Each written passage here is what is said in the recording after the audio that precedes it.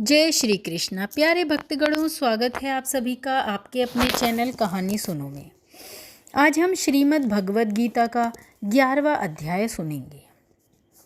अर्जुन ने कहा, हे भगवान, मुझ पर कृपा करके अत्यंत गुप्त अध्यात्म विषयक वचन जो आपने कहे उनसे मेरा मोह दूर हो गया है। हे कमल नेत्र, मैंने जीवों की उत्पत्ति और नाश का कारण और आपका अक्षय महात्म अपने मुखारविंद से विस्तार पूर्वक सुना है। हे पुरुषोत्तम, आपने जैसा वर्णन किया वह आपका रूप देखने की मेरी इच्छा है। हे योगेश्वर, हे मधुसूदन, आप यदि मुझे उसे देखने के योग्य समझें तो वह अपना रूप मुझे अवश्य दिखलाइए। श्री कृष्ण ने कहा, हे पार्थ, नाना प्रकार के, नाना वर्णों के और नाना आकार के मेरे शत शत सहस्त्र दिव्य रूपों को देख। हे भारत, तुम वसु, रुद्र, अश्वनी कुमार, मरुदगण और पहले कभी न देखे थे ऐसे आश्चर्य देखो। हे गुणाकेश, चराचर सहित यह जगत देखो तथा और जो कुछ देखना चाहते हो यहाँ मेरी देह में देख लो, परंतु इन नेत्रों से तुम मुझे ना देख सकोगे, इसलिए मैं तुमको दिव्य नेत्र देता हूँ, उनसे मेरे दिव्य रूप को देखो। संजय ने धृतराष्ट्र से कहा कि हे राजन, इस प्रकार श्री कृष्ण जी ने अर्जुन से कहा और उसको दिव्य दृष्टि देकर अपना अलौकिक रूप दिखाया। उस विश्व रूप के अनेक मुख और अनेक नेत्र थे, उनमें अनेक अद्भुत दृश्य थे। देह पर अनेक सुंदर सुंदर आभूषण तथा आयुधों से सुसज्जित थे। देह पर दिव्य दिव्य वस्त्र थे, दिव्य गंध शरीर पर लगे थे। उस समस्त आश्चर्य में अनंत देव के सब और मुख दिखाई देते थे। आकाश में यदि हजारों सूर्यों की प्रभा एक साथ हो तो उस महात्मा की प्रभा की समानता नहीं कर सकती। उस समय अर्जुन ने देवादिदेव के शरीर में अनेक प्रकार के विमल इस समस्त जगत को एकत्रित देखा। तब अर्जुन ने आश्चर्य से चकित होकर कहा और उसका शरीर रोमांचित हो गया। उसने शीश नवाकर हाथ जोड़कर कहा, हे देव, तुम्हारी देह में सब देव, भिन्न भिन्न प्राणियों के समुदाय, कमलासन पर बैठे हुए देवताओं और ईश ब्रह्मा सहित संपूर्ण ऋषि और दिव्य सर्पों को मैं देखता हूँ। हे विश्वेश्वर, तुम्हारे अनेक भुजा, अनेक उदर, अनेक मुख, अनेक नेत्र हैं।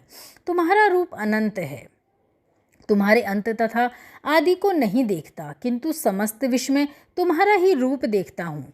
तुमको किरीट युक्त गदा चक्रधारे, चारों ओर से देदीप्यमान तेजो राशि, सर्वत्र चमकते हुए अग्नि तथा सूर्य की भांति प्रकाशवान, दुर्भिक्ष और अपरंपार देख रहा हूँ।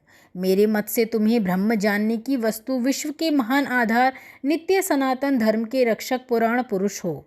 मैं आपको आदि, मध्य तथा अंत से रहित अनंत शक्ति, अनंत भुज, चंद्र सूर्य है, नेत्र जिसके ऐसे कांतिमान, अग्नि के सदृश मुख वाला, अपने तेज से इस संपूर्ण संसार को तपते हुए देख रहा हूँ।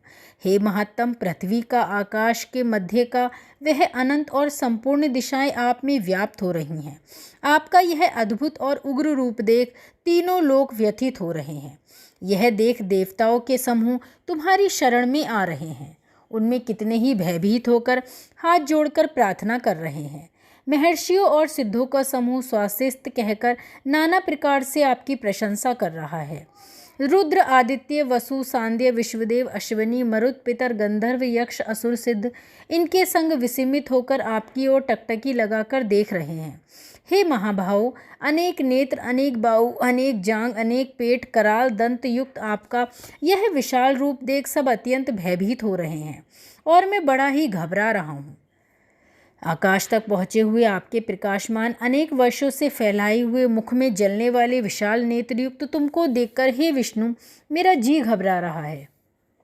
मुझसे धैर्य नहीं धरा जा रहा और चित्त स्थिर नहीं होता। हे देवेश, हे जगत पिता, इन भयंकर दाढ़ों वाले और कालाग्नि के सदृश आपको मुख को देखकर मुझे दिशा नहीं सूझती, मैं शांति नहीं पाता। अतएव मुझ पर दया करें। धृतराष्ट्र के दुर्योधन आदि पुत्र आपके सामने, आपके साथ अनेक राजाओं सहित और भीष्म, द्रोण और कर्ण तथा हमारी ओर से मुख्य मुख्य योद्धा बड़ी बड़ी दाढ़ों से युक्त विकराल आपके मुख में शीघ्रता से प्रवेश कर रहे हैं और उसमें कितने लोग आपके दांतों में दबकर ऐसे दिखाई दे रहे हैं मानो उनका शरीर चूर्ण हो गया हो। जैसे नदियों की अनेक जलधाराएं जब समुद्र की ओर बहती हैं, वैसे ही ये मनुष्य लोक के वीर आपके प्रज्वलित मुखों में प्रवेश कर रहे हैं। अग्नि में पतंगों जैसे गिरते यह सब लोग भी आपके नाश के लिए आपके मुख में बड़ी तेजी से प्रकर्ष कर रहे हैं। हे विश्व, जलते हुए मुखों के चारों ओर से सब वीरों को निगलकर आप जीभ चाट रहे हैं। आपकी तीक्ष्ण प्रभाएं समस्त संसार को तेज से व्याप्त कर तृप्त कर रही हैं। यह भयानक रूपधारी कौन है, यह मुझसे कहो। हे देववर, आपको मैं नमस्कार करता हूँ, मुझ पर प्रसन्न हो। हे जगतकर्ता आदि पुरुष, आपको जानने की मैं इच्छा रखता हूँ, क्योंकि आपकी यह प्रवृत्ति मेरी समझ में नहीं आती। श्री भगवान बोले, संसार का नाश करने वाला मैं उग्रकाल हूँ, समस्त जनों का संहार करने के लिए आया हूँ। तुम्हारे युद्ध न करने पर ये वीर जीवित न रह सकेंगे, अतएव तुम उठो, शत्रुओं का संहार कर यश को लेकर इस समृद्धिशाली राज्य का भोग करो। हे सव्यसाचिन, उनको मैंने पहली बार ही मार रखा है, तुम केवल निमित्त हो जाओ। मेरे मारे हुए द्रोण, भीष्म, जयद्रथ, कर्ण और अन्य योद्धाओं को मारो, घबराओ मत, युद्ध करो, तुम संग्राम में अवश्य ही जीतोगे। संजय ने कहा। इस प्रकार कृष्ण जी के वचन सुनकर मुकुटधारी अर्जुन हाथ जोड़कर कंपित और भयभीत हुए। साष्टांग प्रणाम कर नम्रतापूर्वक बोले, हे ऋषिकेश, आपके गुणगान करने से सब संसार प्रसन्न और प्रेम मगन हो रहा है। राक्षस डरकर दिशाओं की ओर भाग रहे हैं और सिद्ध पुरुष आपको नमस्कार करते हैं। सो ठीक है, हे महात्मा, हे अनंत, हे देवादिदेव, हे जगतपिता, आप ब्रह्मा से भी श्रेष्ठ हैं। आपको देवता क्यों ना नमस्कार करें। व्यक्त भी आप हो और अव्यक्त भी आप हो, तथा इन दोनों से परे अक्षर भी आप हो। अनंत रूप आप आदि देव हो, विश्व के परम आधार हो, ज्ञाता और ज्ञेय हो, श्रेष्ठ स्थान आप हो, विश्व का विस्तार करने वाले आप हो। आप वायु, यम, अग्नि, वरुण, चंद्र, ब्रह्मा और ब्रह्मा जी के ही पिता हो। आपको नमस्कार है और फिर भी आपको बारंबार नमस्कार है। हे सर्वस्वरूप, आप अनंत वीर्यवान तथा अतुल पराक्रमी, आप जगत में व्याप्त हो, इसलिए स्वरूप हो। तुम्हारी महिमा को न जानकर मैं तुमको अपने मित्र मानकर हे कृष्ण, हे सखा, ऐसा जो तिरस्कार से कहा सो प्रमाद से अथवा स्नेह से हे अच्युत विश्व रूप, तुमसे इन बोलों की क्षमा मांगता हूँ, जो कि परिहास से विहार, सोने बैठने और भोजन के समय अकेले तथा मित्रों के मध्य तुम्हारा अपमान किया। तुम इस स्थावर जंगम रूप लोक के पिता हो, पूज्य और महान गुरु हो। त्रिलोकी में मैं तुम्हारे समान कोई नहीं है, तुमसे अधिक अतुल प्रभाव कहाँ से होगा। इसलिए हे ईश, तुमको मैं सिर झुकाकर प्रणाम करता हूँ। इसलिए हे ईश, मुझ पर कृपा करो। हे देव, जैसे पिता पुत्र के, मित्र मित्र के और प्रिय प्रिया के अपराधों को क्षमा करता है, वैसे ही तुम मेरे अपराधों को क्षमा करो। हे देव, जो पहले कभी नहीं देखा ऐसा आपका रूप देखकर मैं प्रसन्न हूँ और भय से मेरा मन व्याकुल है, इसलिए वही पहले वाला अपना रूप दिखाओ, आप प्रसन्न हो जाओ। हे सहस्त्रबाहो, हे दिव्य मूर्ति, मैं फिर आपको वही किरीट, गदा और हाथ में चक्र धारण किए हुए देखना चाहता हूँ। श्री कृष्ण भगवान ने कहा, हे अर्जुन, मैंने प्रसन्न होकर यह तेजोमय अनंत आदि और विश्व रूप अपने योग के प्रभाव से तुमको दिखाया है, जिसको तुम्हारे अतिरिक्त इससे पहले किसी ने कभी नहीं देखा।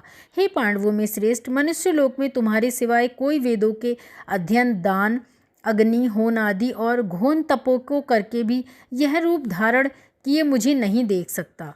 मेरा ऐसा भयानक रूप तुम देख व्याकुल और मूढ़ न हो। भय त्याग प्रसन्नचित होकर फिर तुम मेरा वही रूप देखो। संजय ने कहा। श्री कृष्ण जी ने फिर अपना चतुर्भुज रूप दिखाया और सौम्य रूप धारण कर लिया। उस महात्मा ने अर्जुन को भी भयभीत कर दिया था, उसे धीरज बंधाया। अर्जुन ने कहा, हे जनार्दन, आपके इस सौम्य दिव्य मंगल रूप को देखकर अब मैं प्रसन्नचित और स्वयत्था को प्राप्त हुआ हूँ। श्री कृष्ण जी बोले, हे अर्जुन, मेरा यह विश्व रूप तुमने देखा है, इसका दर्शन संभव नहीं है। देवता भी इस रूप के दर्शन की आकांक्षा करते हैं। हे अर्जुन, जैसे मेरा रूप तुमने देखा है, ऐसे रूप को वेदाध्यान, तप, दान, यज्ञादि कर्म द्वारा देखना भी असंभव है। हे अर्जुन, हे परंतप, मेरा जो विश्व रूप है इसको मनुष्य अनंत भक्ति द्वारा जान सकते हैं और तत्वज्ञान द्वारा इसमें लीन हो सकते हैं।